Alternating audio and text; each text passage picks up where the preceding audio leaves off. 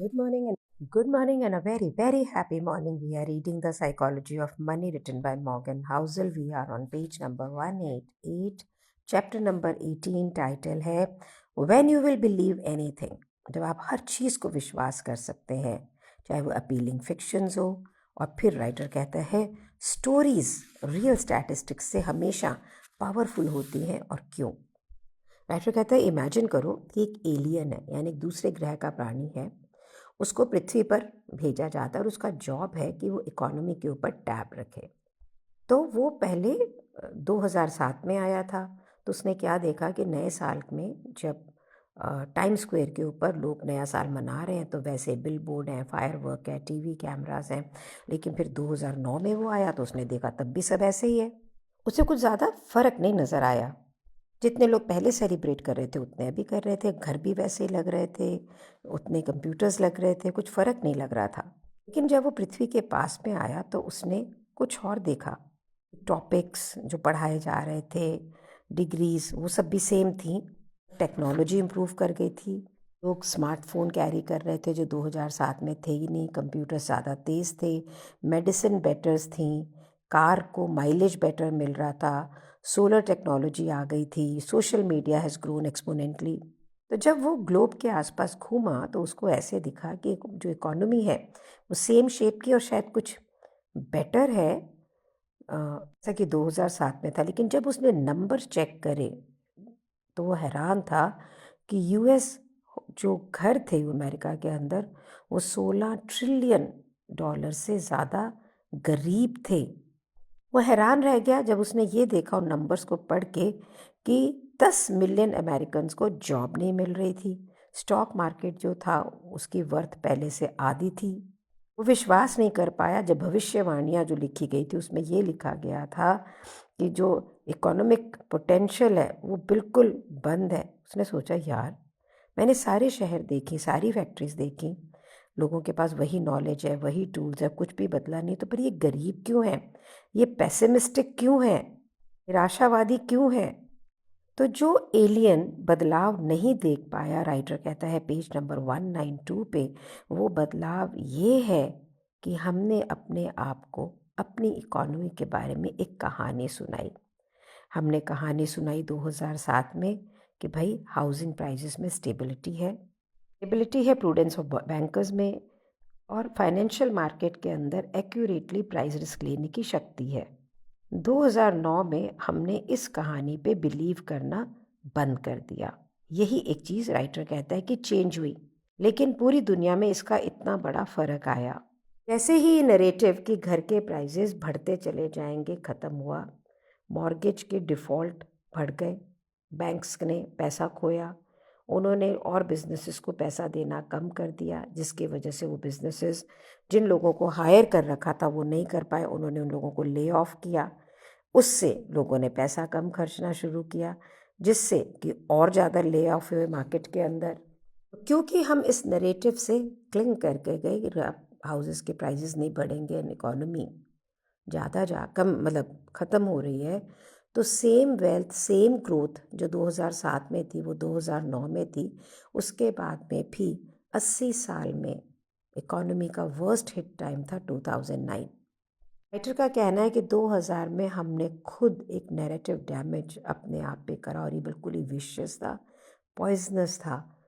Writer कहता है कि जब भी आपको ये बोलेंगे कि भाई तुम्हारी इकोनॉमिकल स्टेटस क्या है, बिजनेस, इन्वेस्टमेंट्स, करियर्स को देखोगे ना आप, और वो चीज़ें देखोगे जो जितनी भी टेंजिबल है, बैंक में बैलेंस कितना है, how much things you have, जो आप क्या कैपेबिलिटी है कि आप और करें।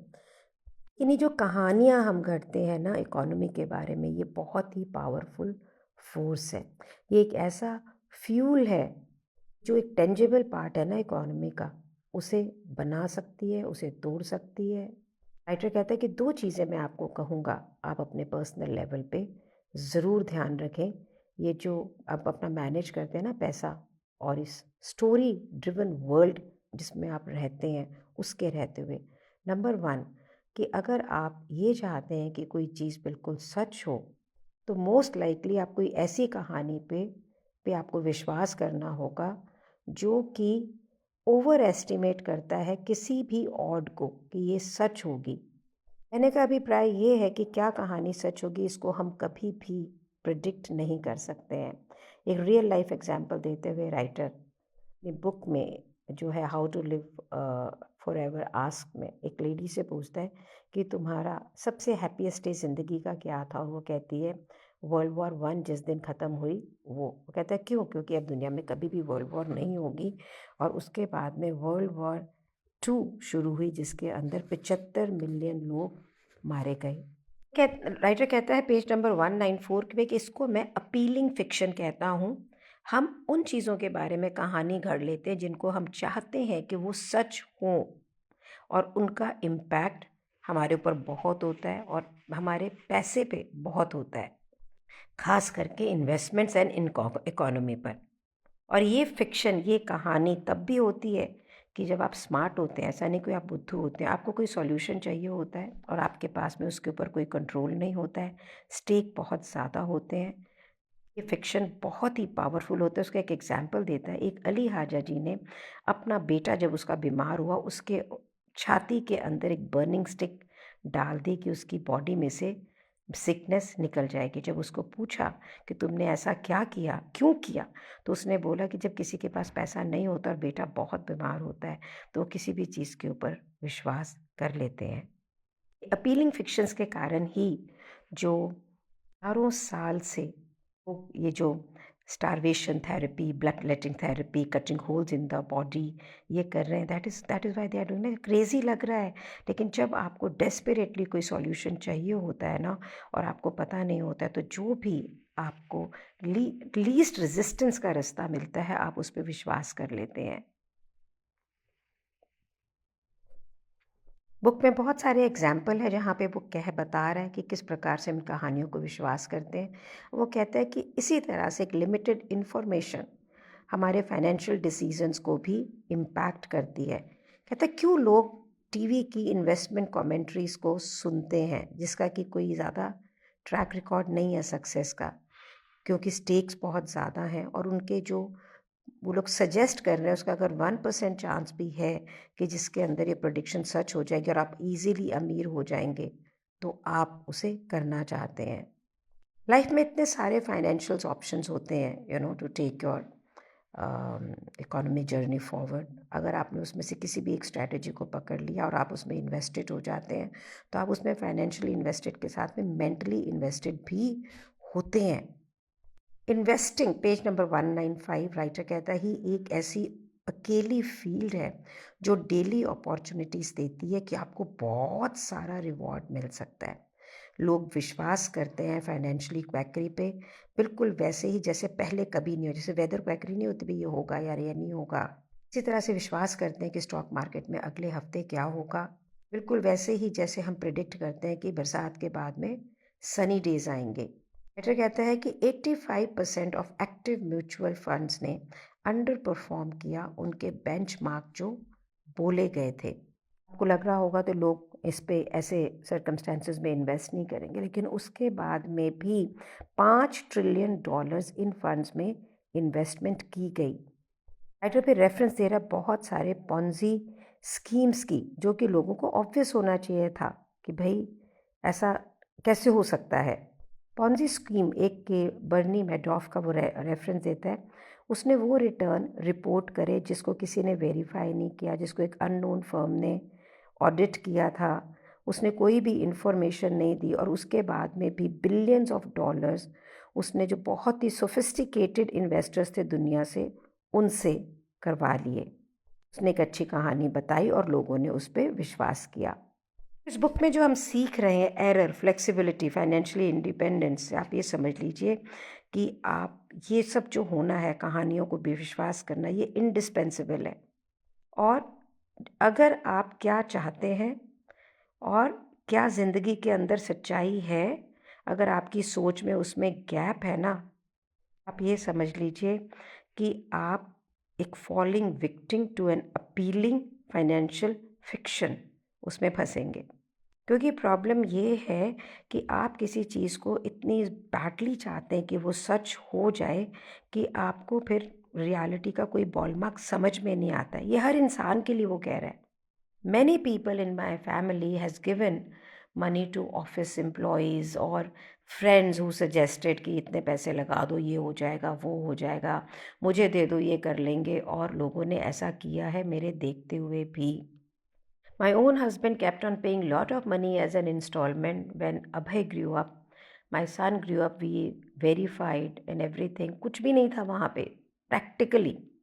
2007 के अंदर अमेरिका में फेडरल रिजर्व ने प्रेडिक्ट किया कि इकोनॉमिकल ग्रोथ जो बहुत ही पेसिमिस्टिक और वीक थी वो सिर्फ 1.6% होगी लोअर एंड में, और एट द मैक्सिमम 2.8% होगी, जो कि वैसे ही बहुत कम थी.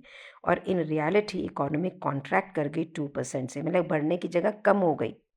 बहुत मुश्किल है पॉलिसी मेकर को प्रिडिक्ट करना एक आउटराइट रिसेशन, बिकॉज वो करियर्स को कॉम्प्लिकेट कर देगा. हम जो अपीलिंग फिक्शन, जो हमें अच्छा लगता है कि ऐसा हो जाएगा, उस पर इसलिए विश्वास कर लेते हैं क्योंकि हम एक्सपेक्ट करते हैं कि ये अच्छा होगा. लेकिन पेनफुल चीज़ों को एक्सपेक्ट करना मुश्किल है, इसलिए पॉलिसी मेकर्स जल्दी से ये बोलना नहीं चाहते हैं और वो बेचारे क्रिटिसिज्म का कारण भी बनते हैं. एक ह्यूमन बीइंग इतना ज़्यादा ऑब्सेस्ड होता है कि लाइफ में ये सफलता नहीं मिलेगी. जैसे ही हमें ये सोच भी आती है ना कि रिसेशन आने वाली है, हम क्या करते हैं, हम अपने स्टॉक्स में से सारा कैश बाहर निकालने की कोशिश करते हैं. ये इकोनॉमी तो रैप अप हो जाएगी. ऐसा हो नहीं रहा है, लेकिन ऐसा हमें लग रहा है कि ये डूम होने वाला है सारी चीज़ें. और इसके अगेंस्ट इंसेंटिव एक बहुत ही पावरफुल मोटिवेटर है. आपको हमेशा ये याद रखना है कि ये किस प्रकार से हमारे फाइनेंशियल गोल्स को इन्फ्लुएंस करता है, उसके प्रति आउटलुक को इन्फ्लुएंस करता है. ये ओवरस्टेटेड नहीं किया गया है. जितने स्टेक्स हायर होंगे उतना ही रूम ऑफ एरर ज़्यादा होगा.